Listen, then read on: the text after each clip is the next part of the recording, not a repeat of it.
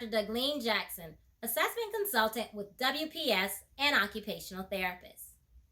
I'm here to present to you the Sensory Processing Measure 2nd Edition and discuss its various components. You now have one manual to help you assess sensory integration and processing challenges across the lifespan. Included is background information as well as how to administer, score, and interpret the assessment. Additionally, you'll find psychometric properties, standardization, as well as case studies.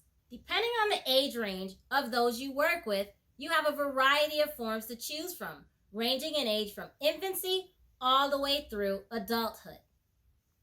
The infant form is appropriate for those 4 to 9 months of age, with the toddler being for those 10 to 30 months of age. With the infant and toddler forms, you also have a caregiver self-report form.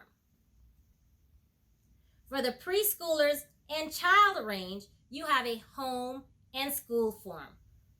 Preschoolers would include those who are 2 to 5 years of age. Child would be appropriate for those 5 to 12 years of age. With the adolescent forms appropriate for those 12 to 21 years of age, you have a self-report form as well as the home and school form. For the adult, you have a self-report form and a rater report form for those 21 to 87 years of age. This allows you to individualize your intervention and recommendations across a variety of settings. You can access all of this through print or our online evaluation system at platform.wpspublish.com.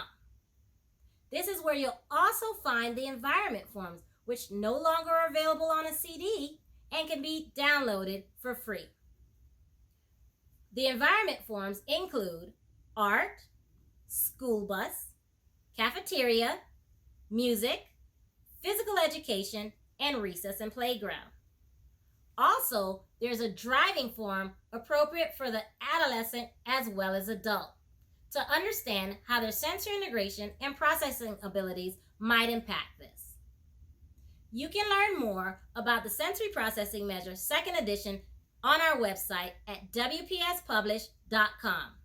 Also, subscribe to our YouTube channel and keep in touch.